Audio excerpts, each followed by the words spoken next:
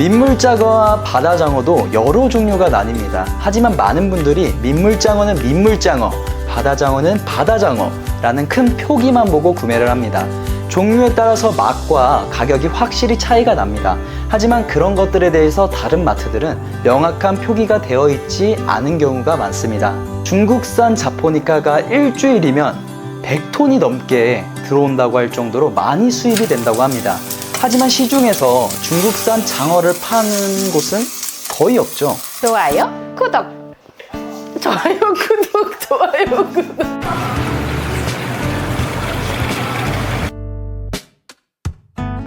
혹시 마트에서 장어를 사 먹다가 비린내가 심해서 후회했던 적 있으신가요? 아니면 장어는 먹고 싶은데 마트에서 사기가 꺼림직한 적 한 번쯤은 있으시죠? 시기로 인기가 많은 장어, 많은 분들이 집에서도 구워 먹지만 캠핑장에서도 즐겨 드시는 분들이 많습니다. 오늘은 수산업자로서 이마트 장어를 분석해보는 시간을 가지려 합니다. 마트 장어를 조리하면서 많은 꿀팁들을 한번 풀어보도록 하겠습니다. 자, 제가 먼저 구매한 이 장어는 700g 정도가 넘고요. 가격은 49,800원입니다. 그리고 안에 보시면 복분자 소스, 흑마늘 소스, 초생강, 락교, 복분자 천일염 이렇게 다 들어있네요. 그리고 보시면 여기 국내산 민물장어 자포니카라고 명확하게 표기가 되어 있는 걸 확인할 수 있습니다. 민물장어와 바다장어도 여러 종류가 나뉩니다. 하지만 많은 분들이 민물장어는 민물장어, 바다장어는 바다장어라는 큰 표기만 보고 구매를 합니다. 종류에 따라서 맛과 가격이 확실히 차이가 납니다. 하지만 그런 것들에 대해서 다른 마트들은 명확한 표기가 되어 있지 않은 경우가 많습니다. 제가 구매한 이마트 장어는 민물장어인 자포니카이고요. 정확한 학명은 일본 뱀장어라고 불립니다. 자포니카는 지방이 적당하면서 쫄깃쫄깃한 식감이 특징이죠. 그래서 장어구이나 장어 덮밥으로 주로 조리가 되고 일본과 한국에서는 여름철 보양식으로 큰 인기를 끌고 있습니다. 하지만 문제가 있죠. 중국산 자포니카가 일주일이면 100톤이 넘게 들어온다고 할 정도로 많이 수입이 된다고 합니다. 하지만 시중에서 중국산 장어를 파는 곳은 거의 없죠. 앞으로 장어 종류의 표기와 원산지 검사를 더 명확하게 해서 일반 소비자분들도 이러한 사실을 인지하고 구매하셨으면 하는 바람입니다. 자, 어쨌든 조리 한번 해보겠습니다. 조리하실 때 반드시 진액을 제거하셔야 합니다. 진액을 잘 제거하지 않으면 장어에서 비린내가 심하게 날 수 있습니다. 따라서 마트에서 손질되어 있는 장어라고 해도 꼭 진액을 제거하고 드셔야 합니다. 진액 제거하는 방법은 정말 간단해요. 코팅 장갑 하나랑 도마, 칼만 있으면 됩니다. 일단 장어가 미끄러지지 않도록 도마 위에 고정을 시켜주시고요. 장어를 긁으실 때는 칼을 살짝 눕혀서 장어의 표면을 긁어내듯이 진액을 제거해 주시면 됩니다. 이때 중요한 것은 칼날을 세우지 않고 부드럽게 피부에 밀착시켜서 진액을 제거해 주세요. 긁는 방향은 꼬리에서 머리 방향으로 긁어내시면 되고요. 이렇게 되면 진액이 피부의 결을 따라 자연스럽게 벗겨집니다. 진액 제거 후에는 찬물로 남은 이물질들을 간단하게 씻어 주시고요. 물에 너무 오랫동안 씻으면 신선도가 떨어질 수 있으니까 간단하게 가볍게 씻어주세요. 그 다음에는 키친타올로 물기를 싹 빼줘야 합니다. 이게 가장 중요해요. 물기를 완전히 빼야 구울 때 바삭하게 구워집니다. 그리고 소금 간을 조금씩 해주세요. 간이 배면서 특유의 비린내를 잡아줍니다. 장어를 구울 때 기름을 넣는 분도 계시고 안 넣는 분도 계신데요. 저희는 안 넣고 굽는 게 더 맛있더라고요. 장어는 애초에 기름이 많은 생선이기 때문에 장어에서 나오는 기름으로 구워질 때 온전히 장어의 맛을 느낄 수 있어서 좋더라고요.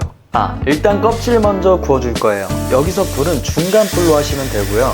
왜냐하면 센 불로 하면 껍질이 금방 탑니다. 그리고 장어는 강한 불에 가해질수록 살이 더 말려 들어가요.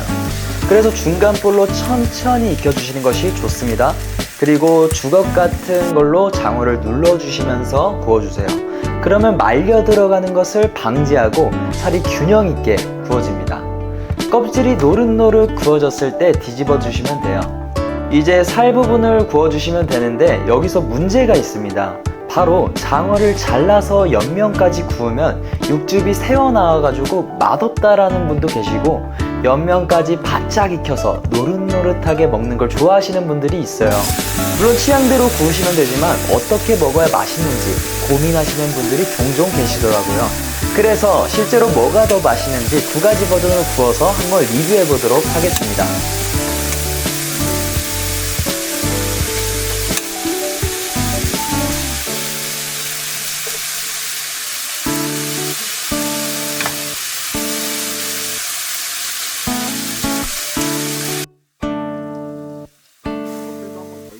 통으로 굽는 장어 같은 경우에는 더 오래 익혀줘야 돼요. 겉부분은 익어 보이지만 속은 안 익은 경우가 종종 있거든요.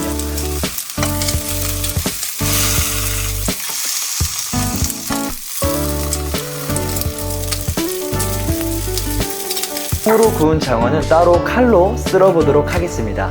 뜨거우니까 장갑은 꼭 끼시고 잘라주세요. 굳이 칼로 안 해도 되고 다 익고 가위로 잘라주셔도 됩니다. 자, 이마트 장어 바삭바삭하고 안은 촉촉하게 한번 구워봤는데요. 육즙을 살린 장어와 안까지 바삭바삭하게 구운 장어 중에 뭐가 더 맛있는지 한번 리뷰해보도록 하겠습니다. 자, 저희 어머니가 한번 실제 평가를 해보도록 하겠습니다.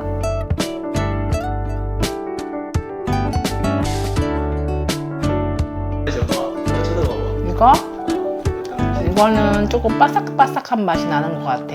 뭐가 자른 게? 자른 게. 좀 바삭바삭하고 맛있어. 이제 안 자른 거 먹어볼게.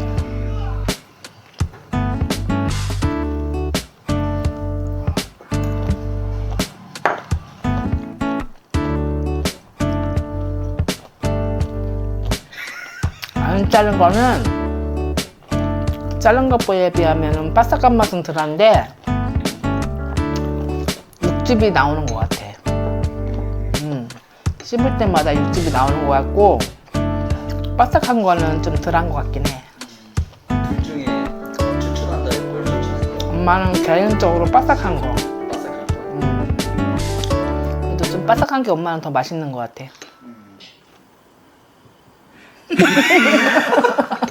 제가 전국 100곳 이상의 거래처분들에게 수산물을 공급해드리고 있기 때문에 쉬는 날 없이 주 130시간 이상 일만 하고 있습니다. 그럼에도 불구하고 시간을 내서 이 컨텐츠를 제작하는 이유가 있습니다. 약 3년 전에는 저는 입대를 앞두고 6개월가량 부모님 일을 도와드렸습니다. 그때 거래처분 중에서 고등어 조림을 정말 야무지게 하시는 분이 있었습니다. 그런데 어느 날 사장님께서 상품 주문을 깜빡하고 늦게 연락을 주셨어요.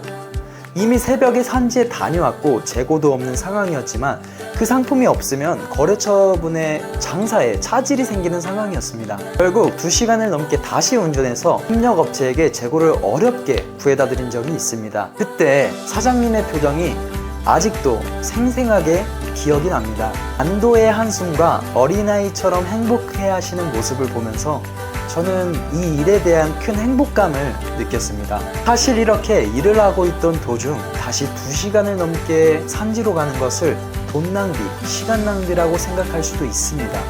주변 지인들에게 이런 얘기를 들려주면 그렇게 호구처럼 일하면 안 된다 라고 듣기도 합니다.